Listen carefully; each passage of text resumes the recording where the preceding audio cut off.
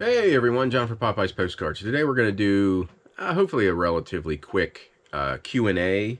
Uh, I've had a lot of questions recently, and I try to answer them in the comments section, but I don't know if everybody reads those other comments. So I'm just going to go through some questions today and do my best to answer them. So first one comes from Janice, and she asks, how do I decide which cards to put up for auction? I've had recently a change in philosophy on that. I have an anchor store, so I get 1,000 free auctions every month, and I used to put every new card that I list up for auction, even if it's a $3.99 card or a $5.99 card, or even a $30 card. I started them at auction. And the reason I did that, again, was I had free listings and I just wanted to get these cards listed on eBay. So they're free. So it's free listings, and if you're not using your auction listings, then really you're letting eBay keep some of your money, and you're not getting your cards on eBay. So my change in philosophy is because I want to really increase my listings. I think I have 24,200 as of today. I want to try to get that to, I'm saying 75,000 by the end of 2020. I'm not sure if I'm going to make it. I'm going to do my best, but I probably more realistic. I think I'll probably have 50,000 listings. So I'm trying to get more stuff on eBay. And before, also, what I was doing is if I had 2,000 cards I was going to put on eBay, I just put them all at auction. And so those extra, from 1,000 to 2,000, I was paying a dime a listing, and I'm spending double what I should be spending, because if I just did a regular buy it now, it's a nickel over my 10,000 listings. It's only a nickel, but if I'm doing an auction over my 1,000 free auction listings, it's a dime. So now I'm being more picky with my auction cards, and I'm only putting at auction cards that I can't find anything on research, or they are cards that I think would do well at auction based on my research. And even if those cards that I am listing at auction, I'm still starting them at a price that if I only got that one bidder, I'd be very happy. So I'm not sure if that makes sense. So I guess to simplify it, I put cards at auction that I can't find anything on that I think they'll do well. All my other cards are now being listed as buy it nows, again with a very reasonably high starting buy it now price. So Connie asks, do you feel you will receive more requests for discounts offers on the cards you are now charging shipping? And that question stems from one of my videos where I used to have just free shipping. If it was a card under $25, I would send it in one of these mailers with a stamp, and my shipping costs on this they're less than 60 cents. If it was a card over $25, I would eat the shipping and spend $2 to $3 putting it in a bubble mailer, and one of these top loaders is what the card goes into, and then into the bubble mailer. I had a card sell for $24.99, so just under the threshold of putting it in the bubble mailer for me, and I sent it that way, and the buyer claimed it was lost. So I had to refund the $24.99. So I've had a change of philosophy on that also, in that any card over $15, I went back through and I added $3 for shipping. I took out free shipping. No card that I sell now is over $15 is free shipping. They're paying for it. I will still pay free shipping, or I'll offer free shipping on cards under $15. And they always have the option, if they want to pay $3 shipping on a $5 postcard, then I'll do that, but they're paying for shipping. I still may lower that a little bit more. I may go down to $10 or $12. But no, I've not seen any requests for discounts on shipping because I'm charging higher shipping charges. So hopefully that answers your question, Connie. Next question comes from Ollie's Place. And how do you mail postcards to buyers without them getting damaged? Any special wrapping for protecting them? So again, it goes back to this. This is I think it's a 6.5 by 4.5. It's a photo mailer, and I get these off of Amazon, off of eBay. I have a link below to the exact mailer that I use. I buy these at 5,000 at a time, and I get them for about 7 cents. They're about the thickness, maybe a little thinner than a cereal box, the cardboard on a cereal box, but there's some ridges here that gives it some support.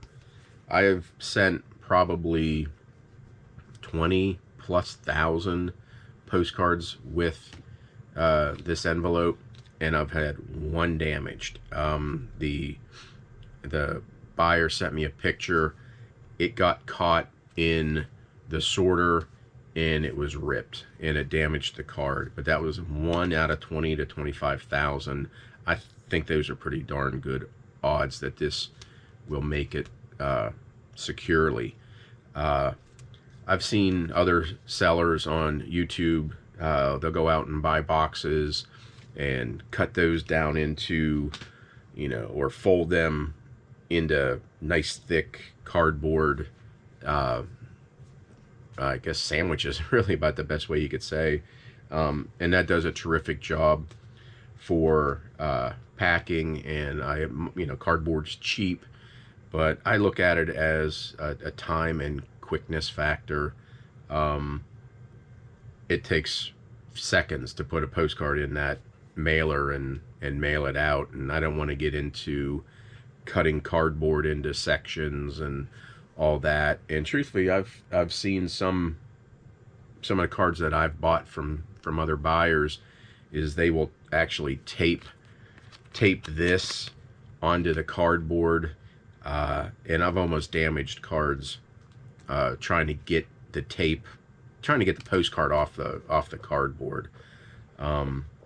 Now obviously it's great if you want to be top rated seller. I don't care about being top rated seller.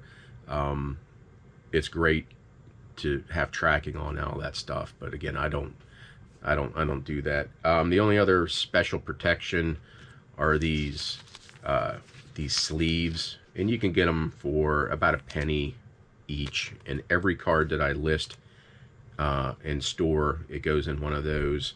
And again, under $15, it goes in this, and over $15, it'll go in that with a plastic top loader.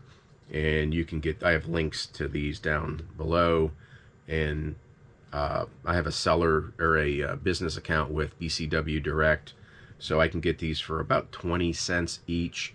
But that postcard buyout I did in the spring, I think I came away with probably about 2 to 3 or 4,000. I have a lot of these, so I'm just reusing them.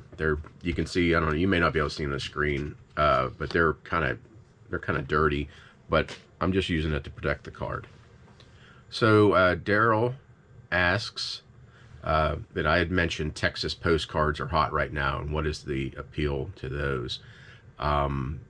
Take a look at completed eBay listings for Houston, Texas, and you're going to see that some of the Houston, Texas cards, some of the old street views are going for over $100. I've always done okay with Houston, but it just seems within the last 6 months to a year, I've been getting really good prices on Houston cards. And I think there are at least 2 bidders, and it's strange that one's, I'm not going to say their full usernames, but one is Mr. MR, and then whatever other part of his username, and the other one is Mr. MISTER, and then the rest of his username. So it's just kind of strange that these 2 Misters are pretty much bidding on, as a bidding war with every Houston card. So I think it's just those two bidders, maybe a couple other ones. That town or that city is just hot right now. Um, it used to be Asbury Park, New Jersey. There were two bidders that just went back and forth, and I used to get really good money for Asbury Park postcards. I'm still getting good money for Asbury Park postcards, but I think one of those dealers or one of those buyers has since passed away or is no longer bidding on Asbury Park postcards because I'm not getting the money that I used to.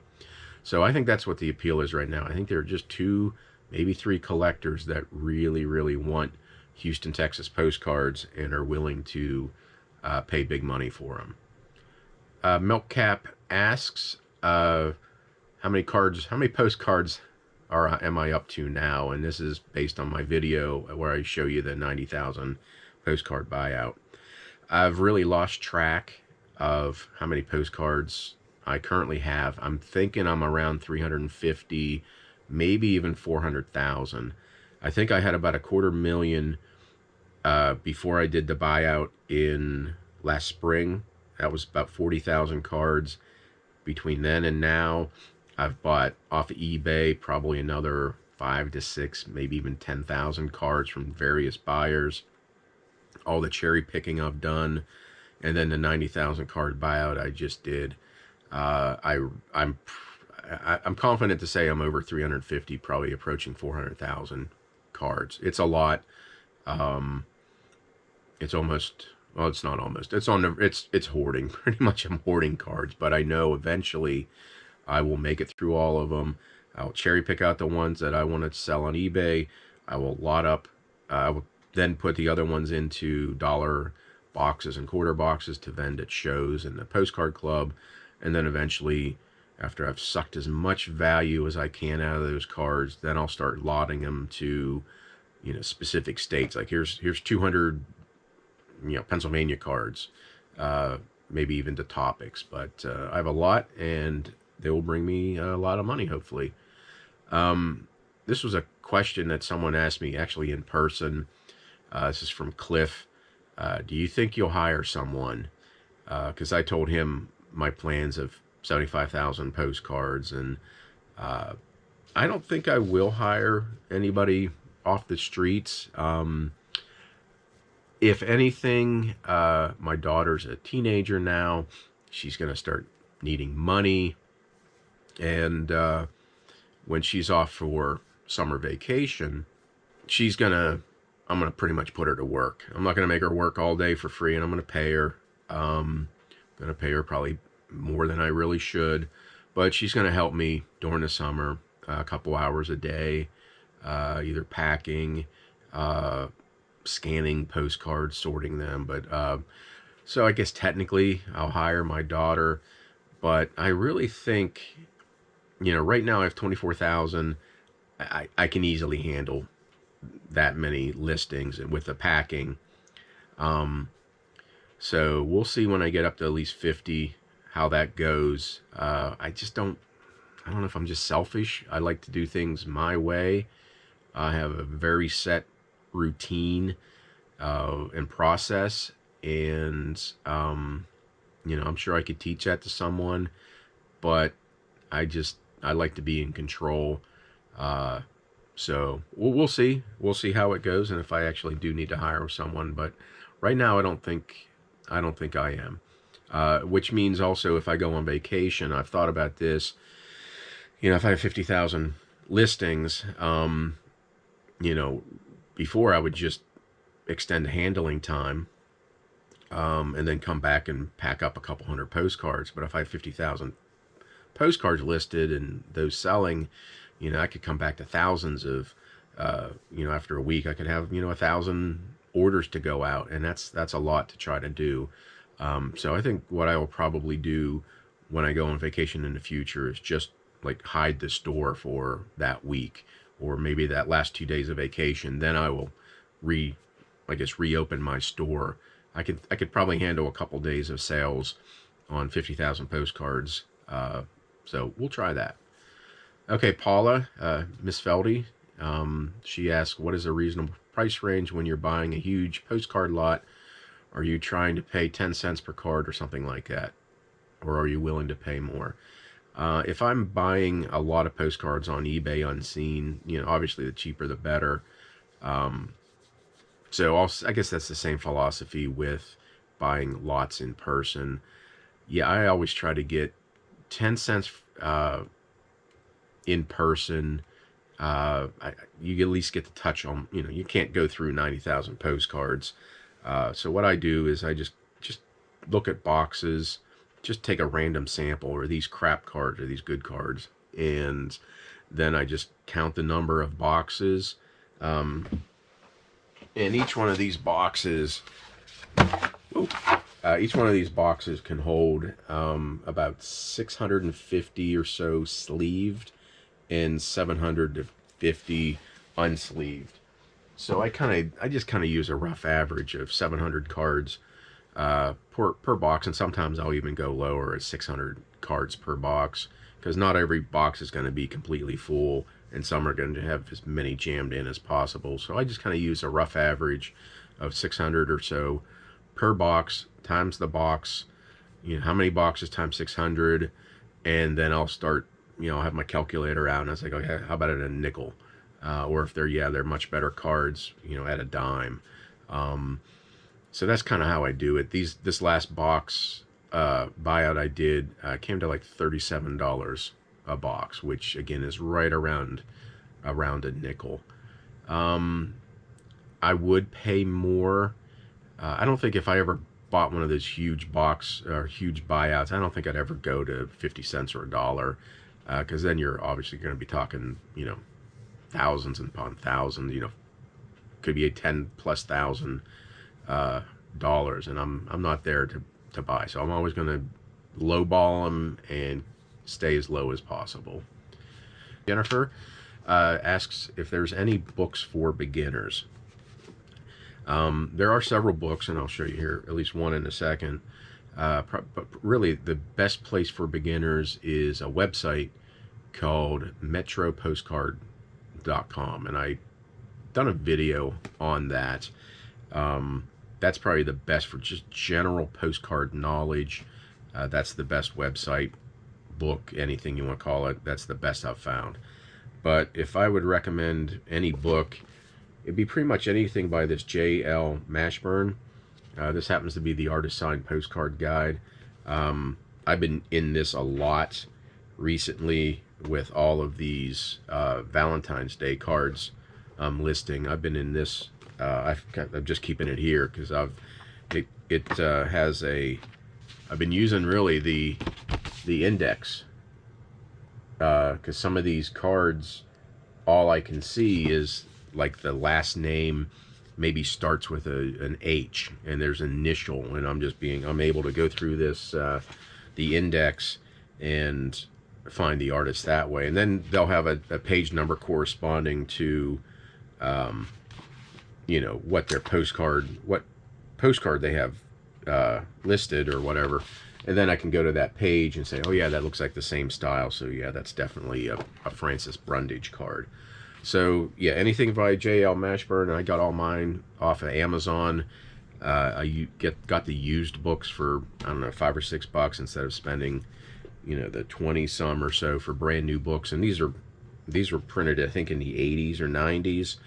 So these aren't in print anymore, so all you're going to find is used. So those would be my recommendations.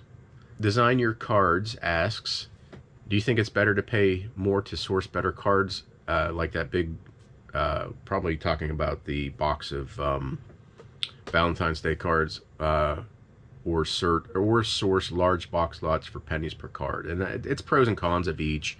Obviously, you're getting, for large box lots for pennies per card, you're getting a whole crap load of cards for pennies. So you got volume, but there might only be 3 or 4 cards in there that are your big money makers, but that's your big money makers. And then you have all those other thousands of cards left over that you can put out in box lots yourself, turn around and flip them that way.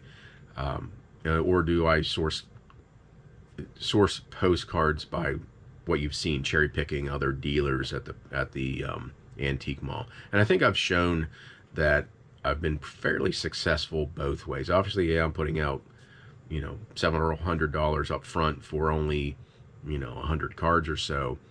But I'm pretty confident that those 100 cards or so are going to sell quickly for double, triple, quadruple what I've paid.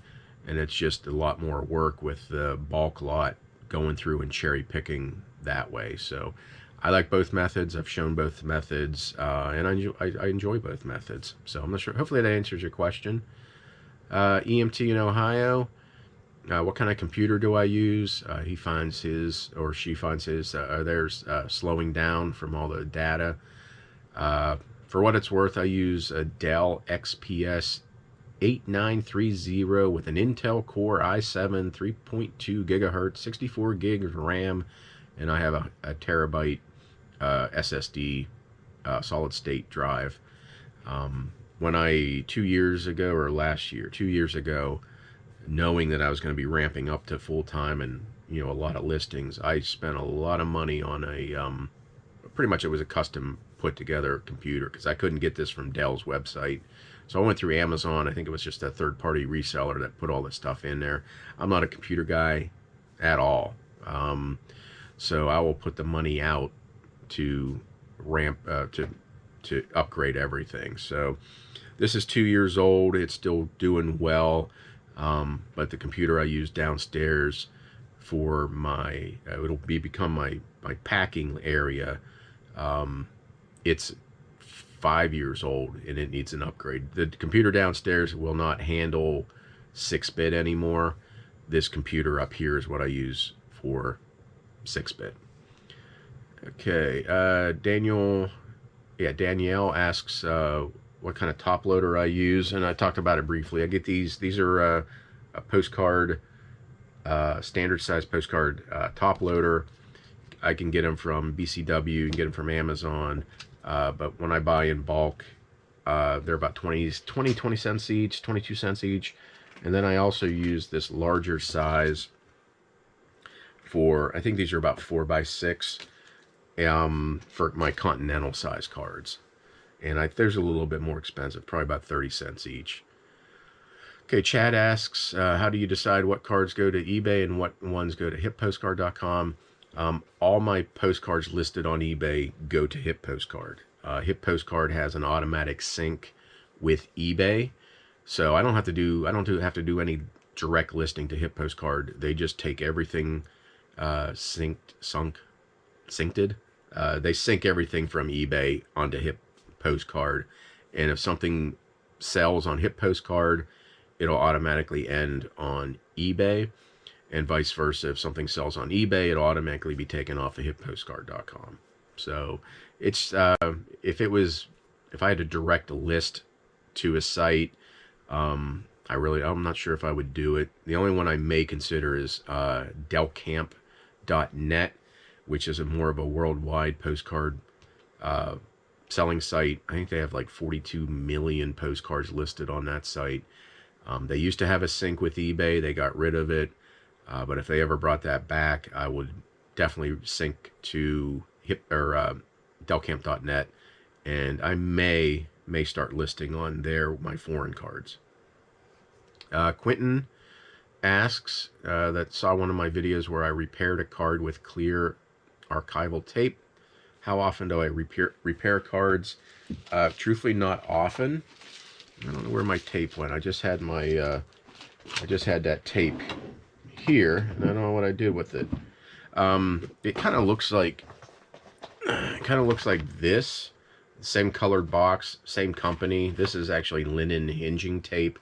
I use this for putting my holiday cards in mats, but I don't see the hinge tape. It's just a smaller box, and it's just like this clear. It's like clear paper. Kind of has the Scotch tape look to it, but it's like a linen paper. I will only repair cards that are meant to be, well, probably best to show you like the back here. So if these two cards were supposed to be one card that had two panels and it would fold, it's usually like a city view or something like that, and they've come detached. that is the only time I will repair a card. If it's a regular postcard and it has a rip, I I'll either one not list it or I'll list it with the rip as is. I don't get into repairing cards too often. And last question, Kit.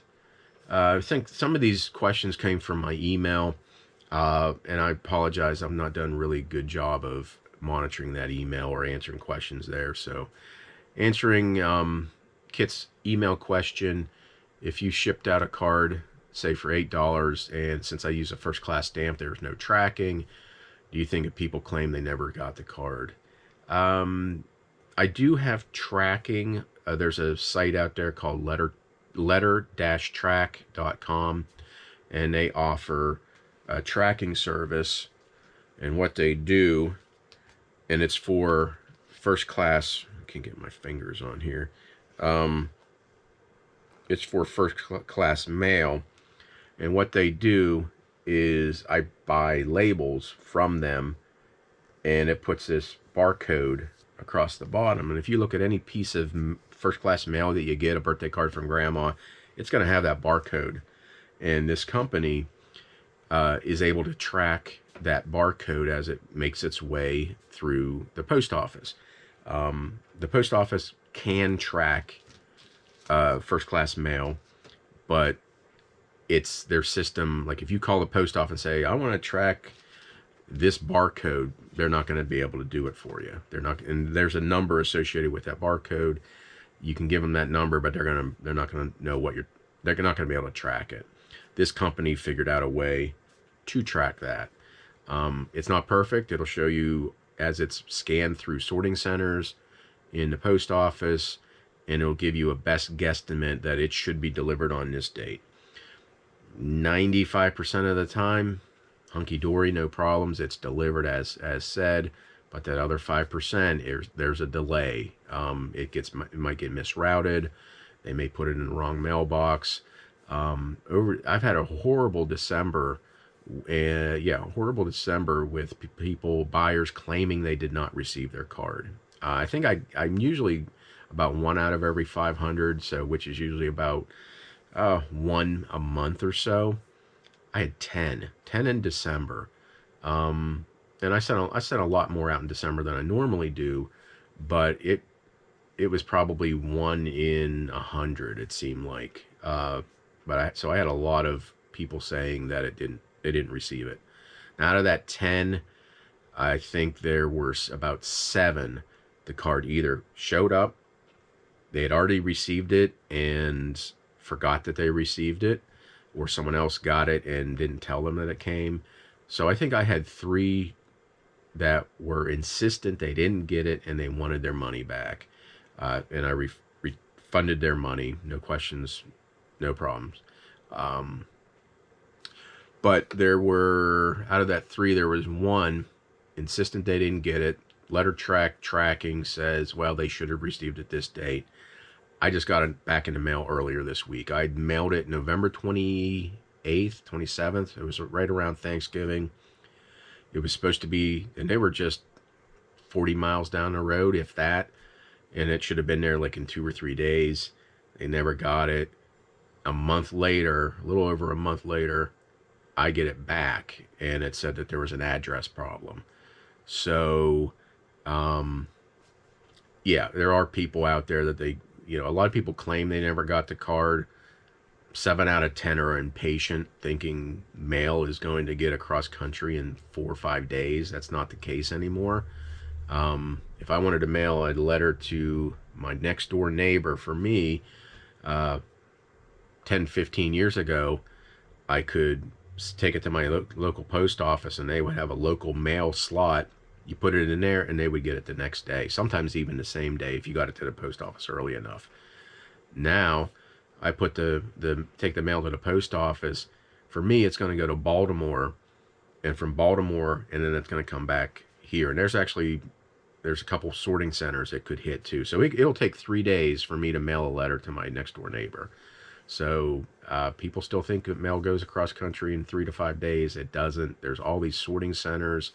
They've closed a lot of sorting centers, so some people it may go to 2 states away before it makes its way back to you. So, but I still, there are dishonest people out there. I like to think that postcard buyers, there's a lot more honest people buying postcards than, say, a pair of shoes or an iPhone or something like that. And then stuff does go wrong. You know, the post office, maybe one of these labels can fall off. The post office, you know, maybe it does get mangled in the mail. Just gets lost. You know, stuff happens. So just the cost of doing business. Refund the buyer and move on.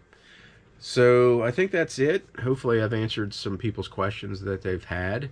If you have any other questions, leave a comment below, and I'll do my best to answer them on YouTube in the comment section, or I'll do another one of these videos in near future. So as always, I thank you for watching.